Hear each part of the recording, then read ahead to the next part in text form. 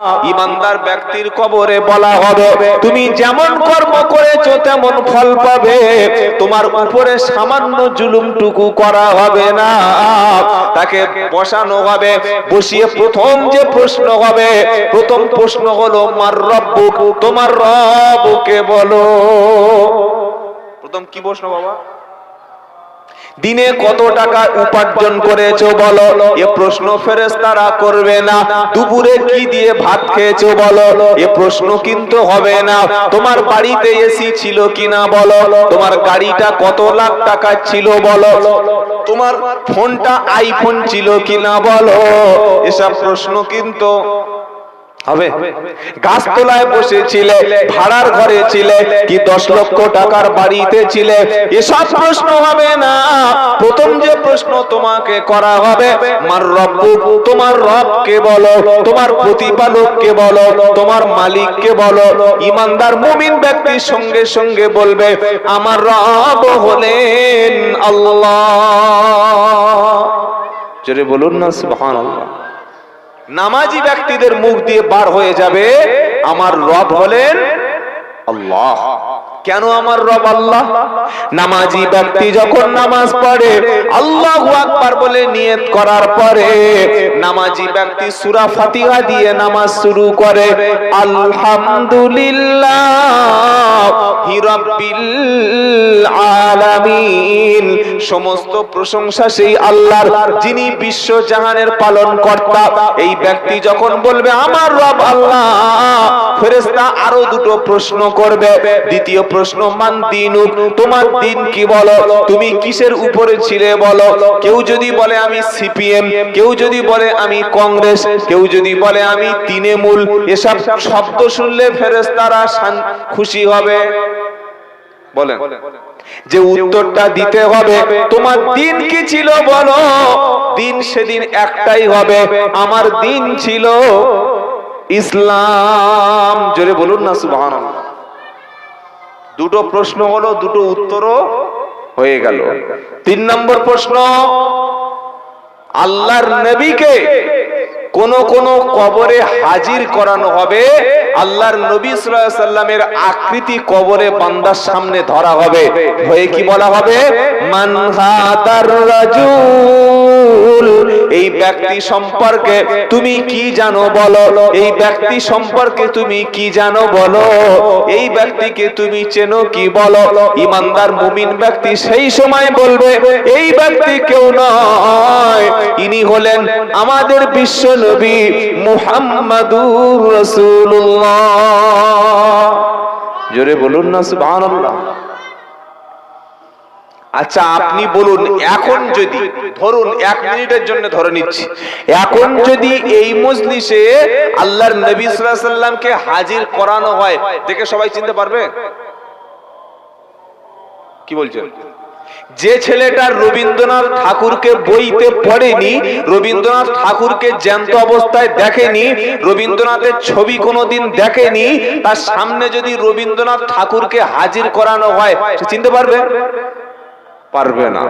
কিন্তু মমতা ব্যানার্জির ছবি যদি এখানে টাইয়ে দেওয়া হয়, নরেন্দ্র মোদীর ছবি যদি এখানে টাইয়ে দেওয়া হয়, চিনতে পারবে না? পারবে না। কেন? সবাই দেখেছে।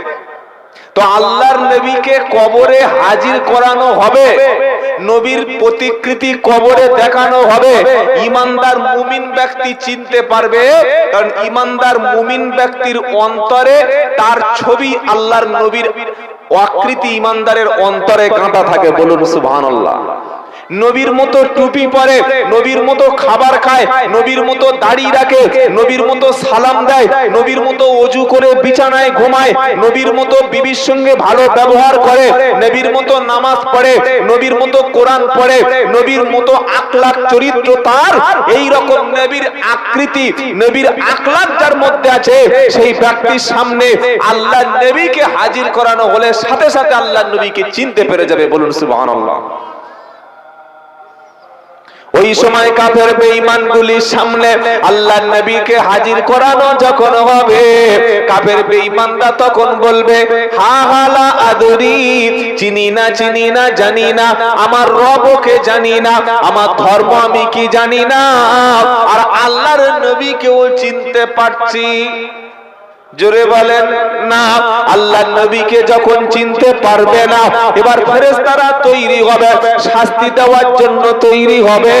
কিন্তু ঈমানদার ব্যক্তির কবরটাকে, কাফনের কাপড়টা সরিয়ে আল্লাহর পক্ষ থেকে তার জন্য জান্নাতের সবুজ বিছানা, জান্নাতের সবুজ চাদরও কবরে পেতে দেওয়া হবে। এটা বিশ্বাস আছে বাবা সবার? হ্যাঁ, কবরে যখন জান্নাতের বিছানা পেতে দেওয়া হবে, দেওয়ার পরে বলা হবে ঘুমিয়ে যাও, ঘুমো, আর ঘুমের কোনো ডিস্টার্ব হবে না। জোরে বলুন না সুবহানাল্লাহ। কারা ঘুমাতে পারবে? যারা দুনিয়াতে কখনো এশার নামাজ কাজা করেনি।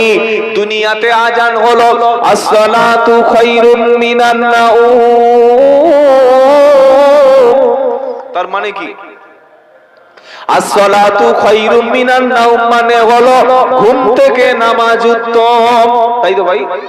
যারা আজান শোনার পরে আল্লাহর ঘরে হাজিরা দিয়েছে, আজান হওয়ার পরে ঘুমকে বাদ রেখে মসজিদে হাজির হয়েছে যারা, কিয়ামত পর্যন্ত তারা ঘুমাবে।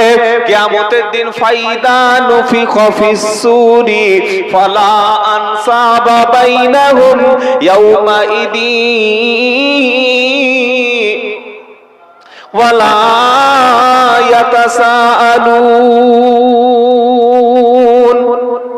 18 পারা 7 পৃষ্ঠা 10 নম্বর লাইনে 101 নম্বর আয়াত সূরার নামাল মুমিনুন। আল্লাহ পাক শোনাচ্ছে, বান্দা শুনে রাখো, যেদিন কিয়ামতটা শুরু হবে, আমি আল্লাহ ইসরাফিল বলে একটা ফেরেশতা আছে, এই ফেরেশতার ডিউটি হলো মুখে বাঁশি নিয়ে দাঁড়িয়ে আছে, মুখে একটা সিঙ্গার নিয়ে দাঁড়িয়ে আছে, মুখে একটা বাঁশি নিয়ে দাঁড়িয়ে আছে। আল্লাহ পাক যখন নির্দেশ দেবে, ইসরাফিল তুমি বাঁশিতে ফুঁক দাও, দেওয়ার সাথে সাথে ইসরাফিল আলাইহিস সালাম বাঁশিতে ফু দেবে, এত প্রচন্ড আওয়াজ হবে, সমস্ত ব্যক্তি সেদিন কবর থেকে উঠে যাবে। কোথা থেকে উঠবে বলেন? কবর থেকে। আচ্ছা, যে লোকটাকে বাঘে খেয়ে নিয়েছে সে কোথা থেকে আসবে বলেন? কবর থেকে আমি না উঠলাম, আপনারা উঠলেন, অনেক লোক সুন্দরবনে গেলে বা বিভিন্ন জঙ্গলে গেলে বাঘে খায়। এ বাবা, খায় না? তো এই বাঘে খাওয়া লোকটা কোথা থেকে আসবে বলেন? কিংবা একটা লোক মাটির তলায় চাপা পড়ে গেছে, খনিতে কাজ করতো, কয়লার খনি ধস নেমে লোকটা পুরো মাটির সঙ্গে মিশে গেছে, পাহাড় থেকে পড়ে লোকটা পাহাড়ের সঙ্গে পিষ্ট হয়ে গেছে। এরকম লোক হয় না? হয় না? অথবা আগুনে পুড়ে পুরো ছাই হয়ে গেছে। আল্লাহ শুধু মুসলমানদের বিচার করবে না হিন্দু, অমুসলিম, খ্রিস্টান সবার বিচার করবে? সবার বিচার হবে না? এই শুনলেন জলসা এতদিন। মা খালাকতুল জিন্না ওয়াল ইনসা ইল্লা লিয়াবুদুন, সারা জীবন বক্তা আপনাদের শুনিয়ে গেছে, অথচ কিছু নিতে পারেননি। মানুষ আর জিনকে সৃষ্টি করা হয়েছে ইবাদত করার জন্য। তো খ্রিস্টান বলেন, ইহুদি বলেন, অমুসলিম বলেন, হিন্দু বলেন আর মুসলমান বলেন, হিন্দু, খ্রিস্টান, জৈন, মুসলমান এরা মানুষের মধ্যে পড়ে না? পড়ে না? পড়ে? পড়ে। তো মানুষের মধ্যে যখন পড়ে, অমুসলিমদের হিসাব হবে না? আগুনে পুড়িয়ে দিলেও হিসাব হবে, রোদে পুড়িয়ে শুকিয়ে দিলেও হিসাব হবে, কবরে দাফন করে দিলেও হিসাব হবে, ইলেকট্রিক চুল্লিতে পুড়িয়ে দিলেও হিসাব হবে। আল্লাহর ফেরেশতা বাঁশিতে যখন ফুঁক দেবে, কবর থেকে সবাই যখন উঠবে, সাপের পেটে যে চলে গেছে, বাঘের পেটে যে চলে গেছে, পাহাড়ের তলায় যে চাপা পড়ে গেছে, আল্লাহ তাআলা সেই জায়গা থেকে আবারও তাকে তুলবে, কারণ তিনি হলেন আল্লাহ। কারোর মনে কি এরকম মনে মনে হচ্ছে যে আল্লাহ মনে হচ্ছে সাপে যার খেয়েছে, বাঘে যার খেয়েছে, আগুনে যার জ্বালিয়ে দিয়েছে তাকে তুলতে পারবে না? এরকম মনে মনে হচ্ছে নাকি? কখনো না।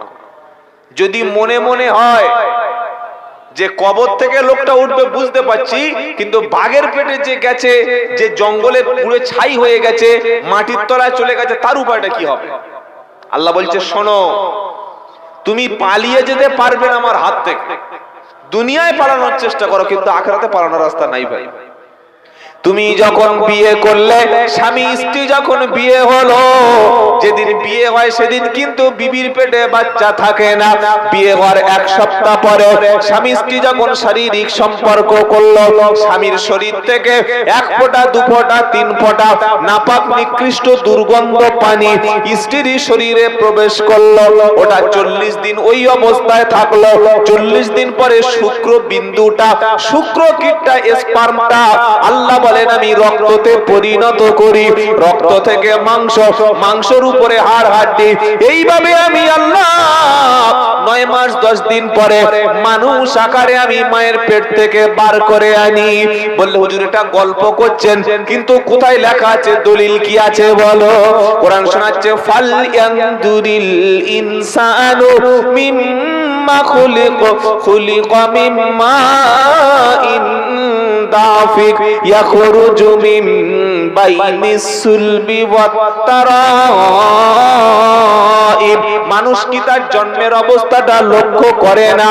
আল্লাহ পাক বলছে বান্দা, তুমি জন্ম হওয়ার আগে, তুমি পৃথিবীতে আসার আগে, তুমি ছিলে তোমার মায়ের, তোমার বাপের শুক্রকীট, সবেগে স্পিডে নির্গত হওয়া পানি, খুব জোরে ফোর্সে বার হওয়া একটা নিকৃষ্ট পানি, ওটা তোমার মায়ের গর্ভে প্রবেশ করলো। আমি আল্লাহ এক ফোঁটা পানির মধ্য থেকে 3 থেকে 4 কোটি শুক্রকীট সবগুলো ধ্বংস হয়ে গেল, সবগুলো নষ্ট হয়ে গেল। তার মধ্যে একটাকে বেছে নিয়ে তোমার মায়ের উবামের সঙ্গে আমি আল্লাহ 9 মাস 10 দিন রেখে আমি আল্লাহ তোমাকে মানুষ আকারে বার করে এনেছি, যে আল্লাহ পাক এক ফোঁটা পানি থেকে তোমাকে তৈরি করতে পারে। ওই আল্লাহ সাপের পেট থেকে, বাঘের পেট থেকে, জঙ্গল থেকে আগুনে পুড়িয়ে ছাই করে দিলেও আবারও তিনি তৈরি করতে পারেন। এবার কি বিশ্বাস হলো? এর আগে মনে হচ্ছে অত হয়নি। কি বলছেন? আল্লাহ বলছে তুমি ভাবছো বাঘে খেয়ে দিলে হয়তো শেষ হয়ে যাবে। হাদিসে এরকম একটা গল্প আছে জানেন, নবীর হাদিসে এক ব্যক্তি এত পাপ করেছে, সুদ, মদ, জেনা, ব্যভিচার, খুন, মার্ডার সব করে বসে আছে। জীবনে এমন কোন পাপ নাই যে তার করতে বাকি আছে, বুঝলেন? আর মরণের সময় হয়ে এসেছে, বয়স্ক লোক, ছেলেদের বলছে এদিকে আয়। কি আব্বা? এদিকে আয়। আব্বা কি হয়েছে?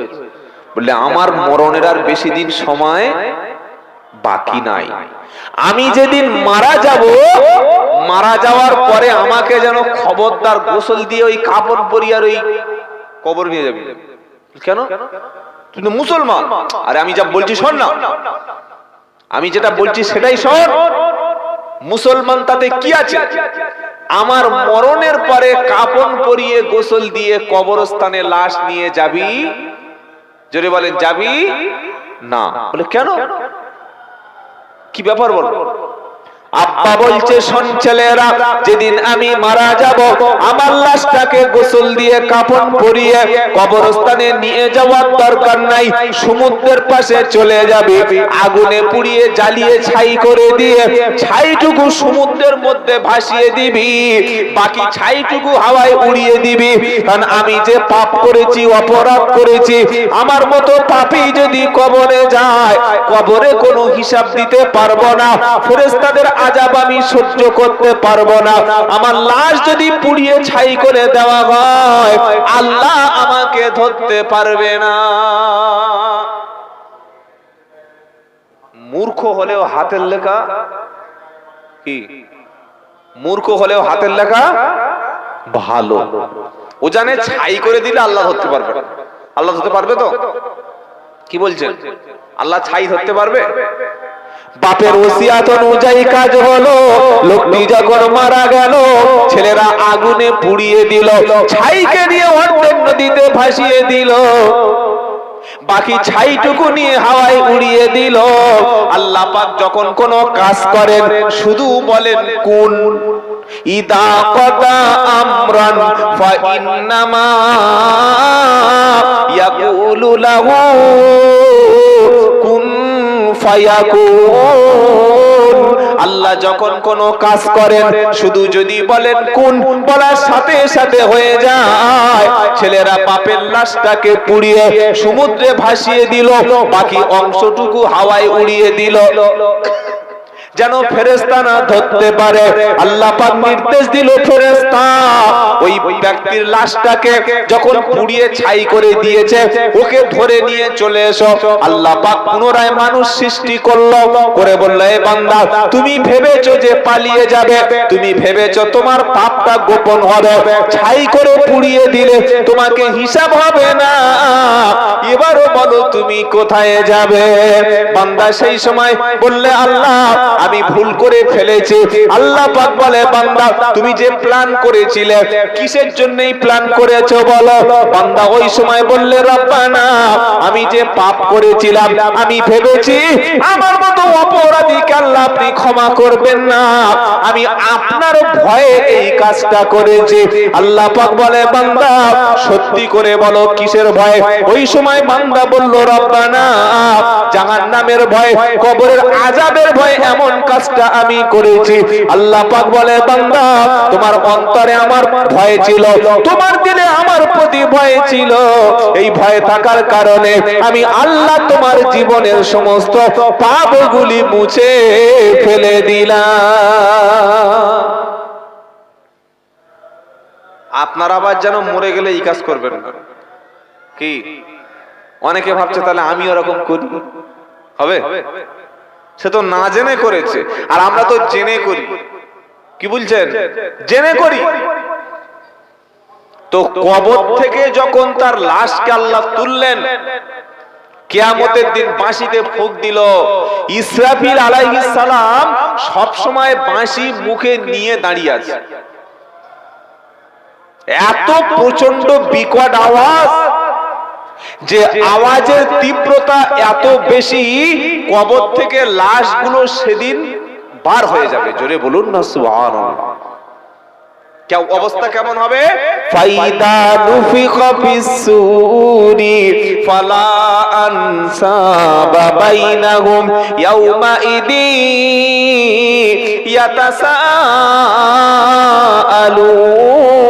ইয়াতাসাআলুন। যেদিন ইসরাফিল আলাইহিস সালাম বাঁশিতে ফুঁ দেবে, কবর থেকে প্রত্যেকটা বান্দা যেদিন উঠবে, আর আল্লাহ পাক শুনিয়ে দিচ্ছে বাপ এবং মায়ের সম্পর্ক সেদিন ছিন্ন হবে। স্বামী তার স্ত্রীর মুখের দিকে তাকিয়ে বলবে, না না তুমি আমার স্ত্রী হতে পারো না। ছেলে তার আব্বাকে বলবে, আব্বা পৃথিবীতে বাপ বলতে কেউ আমার ছিল না। মা তার সন্তানকে ভুলে যাবে, সেদিন ভাই তার ভাইকে ভুলে যাবে। ওই মুসিবতের দিন বিশ্ব নবী মুহাম্মদুর রাসূলুল্লাহ সাল্লাল্লাহু আলাইহি সাল্লাম তার উম্মতকে কখনো ভুলে যাবে না। আচ্ছা, আমরা আল্লাহর নবীর উম্মত হয়েছি তো সবাই? বলেন, হয়েছি? নবীর উম্মত কারা? আজান হয়ে গেছে মসজিদে গিয়ে যারা বসে থাকে, আজানের পর যাদের মসজিদে পাওয়া যায়, রমজান মাসে রোজা অবস্থায় যাদের পাওয়া যায়, যাদের মুখে মুসলমান দেখলে সালাম দেয়, যারা বাপ মাকে কষ্ট দেয় না, হারাম খায় না, সুদ খায় না, মিথ্যা বলে না, জেনা করে না, এরাই হলো আল্লাহর নবীর প্রকৃত উম্মত। জোরে বলুন না সুবহানাল্লাহ। সারা জীবন মিছে কথা বললে সে ব্যক্তি নবীর উম্মত থাকে ভাই। সারা জীবন সুদের মাল খেয়ে খেয়ে সাদা চেহারাটা কালো কুকুরের মতো হয়ে গেছে। কিছু মনে করবেন না, অনেক সুদখোর ব্যক্তি দেখেছি সুদের মাল খেয়ে খেয়ে বৃদ্ধ বয়সে সাদা চেহারাটা কালো হয়ে গিয়েছে। হারাম খেলে তো চেহারা নষ্ট হবে ভাই। আবার অনেক কালো মানুষ নামাজ পড়ে, কোরআন পড়ে, বৃদ্ধ বয়সে মারা গেছে, আল্লাহ তাআলা তার চেহারায় একটা আল্লাহর পক্ষ থেকে নূর দান করেছেন। জোরে বলুন না সুবহানাল্লাহ। আর কিয়ামতের দিন এরকম দুরকম মানুষ পাওয়া যাবে। এক শ্রেণীর মানুষ মুখে জ্যোতি থাকবে, আরেক শ্রেণীর মানুষের মুখে কোনো জ্যোতি থাকবে না। ইয়াউমা তাবয়াদ্দু উজুহু ওয়া তাসওয়াদ্দু উজুহু ফাআম্মাল্লাযীনা সুয়াদ্দাতু উজুহুহুম আকফারতুম বা'দা ঈমানিকুম ফাদুকুল আযাবা বিমা কুনতুম তাকফুরুন। চতুর্থ পারা দ্বিতীয় পৃষ্ঠা 106 নম্বর আয়াত সূরা আল ইমরান। আল্লাহ পাক শোনাচ্ছে, বান্দা শুনে রাখো, ইয়াউমা তাবয়াদ্দু উজুহু ওয়া তাসওয়াদ্দু উজুহু ফাআম্মাল্লাযীনা সুয়াদ্দাতু উজুহুহুম আকফারতুম বা'দা ঈমানিকুম ফাদুকুল আযাবা বিমা কুনতুম তাকফুরুন। হাসরের ময়দানে বিচারের দিনে কিছু মানুষের চেহারা সেদিন হাসি হাসি হবে, কিছু মানুষের চেহারা সেদিন সাদা ধবধবে হবে, তাদের চেহারায় নূর থাকবে। আবার কিছু মানুষের চেহারা সেদিন কালো হবে, এত কালো কৃষ্ণবর্ণ হবে, দূর থেকে তাকে চিনতে পারা যাবে না। হাসি চেহারা সাদা হবে যারা আল্লাহর ঈমানদার মুসলমান ব্যক্তি দুনিয়াতে ছিল তারা। একবার জোরে বলুন সুবহানাল্লাহ। আর কাদের মুখটা পুড়ে যাবে ভাই?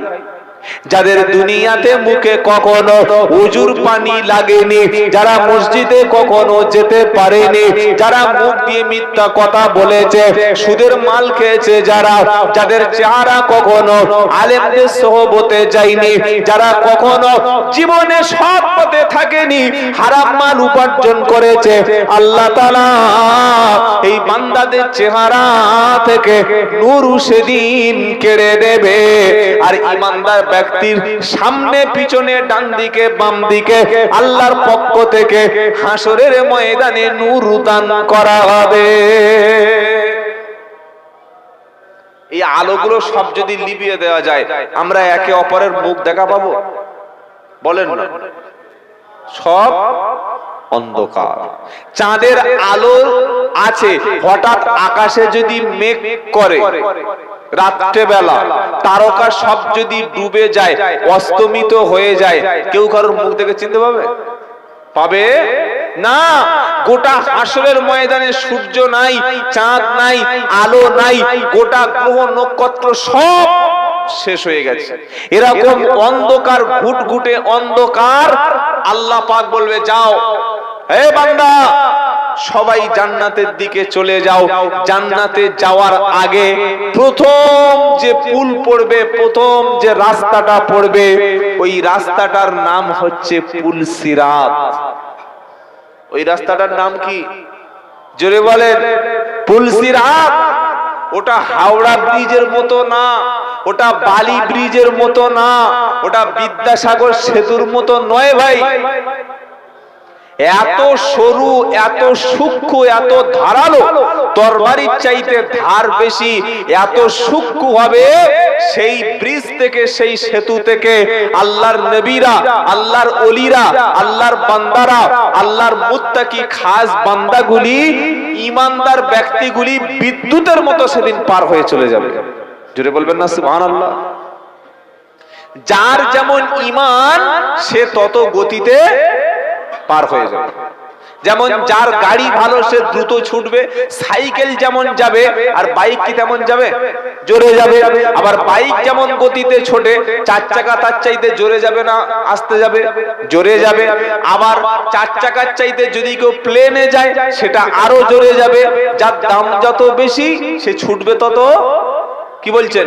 আল্লাহ নবীরা, আল্লাহ পাক যখন অর্ডার দেবে, হে বান্দা চলে যাও জান্নাতের দিকে, পুল সিরাতের উপরে ওই হাসরের ময়দানে আল্লাহ যখন যখন অর্ডার দেবে আল্লাহর নবীরা, আল্লাহর নবীর সাহাবারা, আল্লাহ পাকের গুনাহগার উম্মতেরা যাওয়ার আগে ঈমানদার ব্যক্তিগুলি সেদিন বিদ্যুতের গতিতে পুলসিরাত পার হয়ে যাবে। জোরে বলুন সুবহানাল্লাহ। তারা উপারে গিয়ে বলবে কই ব্রিজ টিরিজ কিচ্ছু পড়েনি তো, পুলিশ নাই তো। আল্লাহর ফেরেশতা বলবে ও ঈমানদার ব্যক্তিরা, সবচাইতে ভয়াবহ জায়গা তোমরা পার করে এসছো, ওই ভয়াবহ জায়গার নাম হচ্ছে সিরাত। কি নাম বলে? পুলসিরাত, যেটা এত কঠিন, যার তলায় আগুন, তলায় জাহান্নাম। তলায় কি? জাহান্নাম। দুপারে ফেরেশতারা এরকম কাঁটা, বড়শিওয়ালা কাঁটা নিয়ে দাঁড়িয়ে আছে, পাপীদের টেনে টেনে টেনে টেনে ফেলে দেবে। আল্লাহু আকবার। সেদিন নবীরা বলবে রব্বি সাল্লিম, রব্বি সাল্লিম, আল্লাহ আমাকে নিরাপদে রাখো, আল্লাহ আমাকে নিরাপদে রাখো।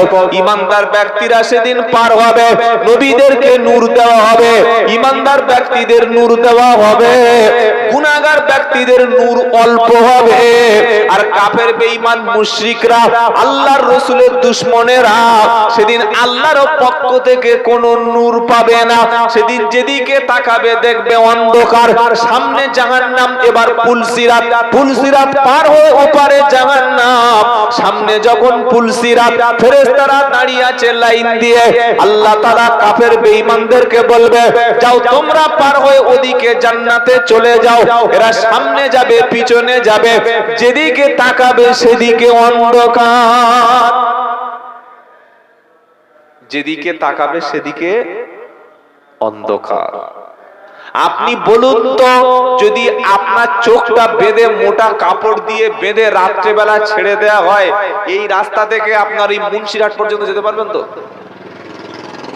এখানে চোখের কাপড় বেঁধে ছেড়ে দেব, এখান থেকে মুন্সিরহাট পর্যন্ত যেতে পারবেন? বাজার পর্যন্ত? কেন পারবেন না? যেহেতু আপনি দেখতে পাচ্ছেন না। তো যখন কাফেরদের বলবে যা, চলে যা, জান্নাতে চলে যা, ওদের অন্ধকার যখন দেখবে, সামনে পিছনে যেদিকে দেখবে সেদিকেই অন্ধকার, যাওয়ার রাস্তা খুঁজে পাবে। আর ঈমানদারদের স্পেশাল ভাবে আল্লাহর পক্ষ থেকে ঈমানদারদের আল্লাহ নূর দান করবেন। জোরে বলুন না সুবহানাল্লাহ। ইয়াউমা তারাল মুমিনিনা ওয়াল মুমিনাতি ইয়াসআনুরুহুম বাইনা আইদিহিম ওয়া বিআইমানিহিম বুশরাকুমুল ইয়াউমা জান্নাতুন তাজরি মিন তাহতিহাল আনহার।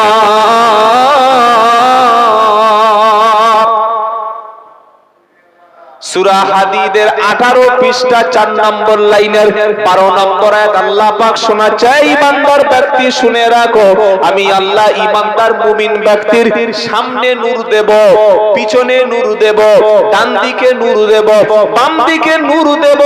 নূর মানে আলো। ঈমানদার ব্যক্তিকে এমন নূর দেব, এই নূরটা আশেপাশের এলাকাগুলি, আশেপাশে সব সেদিন আলোকিত হয়ে যাবে। যার ঈমান যত বেশি, তার আলো তত বেশি।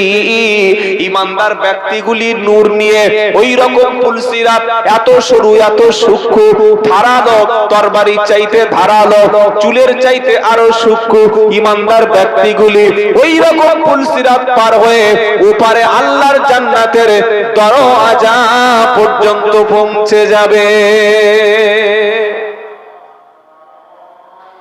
ঈমানদার ব্যক্তিরা যখন ওপারে পুলসিরাত পার হয়ে জান্নাতের দরজায় চলে গেছে, এদিকে কাফের মুশরিকরা বলবে ঈমানদার ভাই একটু দাঁড়া, ভাই দাঁড়া। বললে কেন? কেন ভাই দাঁড়াতে কেন বলছো? বললো আল্লাহ তোমাদের যে আলো দিয়েছে, ওই আলো একটু দাও না। কি বলবে? ওয়াউমা ইয়াকুলুল মুনাফিকুনা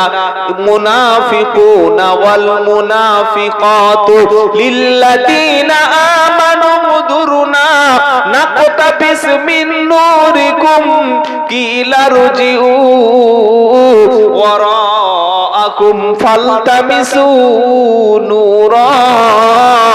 মুনাফিক বেঈমানেরা, কাফির মুশরিকরা সেদিন ঈমানদারদের বলবে, হে ঈমানদার ভাই তোমরা একটু দাঁড়াও, তোমাদের আলোতে আমরা যাই। কিসের আলো? আল্লাহ তোমাদের যে আলো দিয়েছে সেই আলোতে আমরা একটু জান্নাতে যাব, একটু দাঁড়াও একসাথে যাই।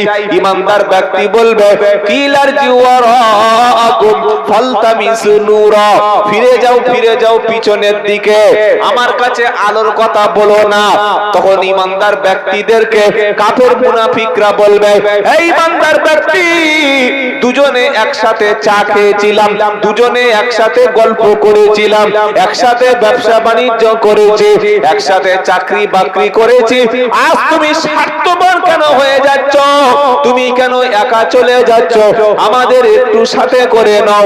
ওই সময় ঈমানদার ব্যক্তি বলবে, ভাই তুমি বলছো একসঙ্গে চা খেয়েছিলাম, একসাথে বেঁচেছিলাম, না না না, আমার সঙ্গে তুমি কখনো মসজিদে যাওনি, আমার সাথে কখনো তুমি নামাজ পড়োনি, আমি কোরআন পড়েছি তুমি কোরআন পড়োনি, আল্লাহ পাক আমাকে সম্পদ দিয়েছিল, আমি সম্পদ দান করেছি, তুমি সম্পদ দান করোনি, তুমি খারাপ কাজের সঙ্গী ছিলে, আমার সঙ্গে ভালো কাজের সঙ্গী তুমি ছিলে না, আজ আমার সঙ্গে আসার কথা তুমি যেন বলবে না।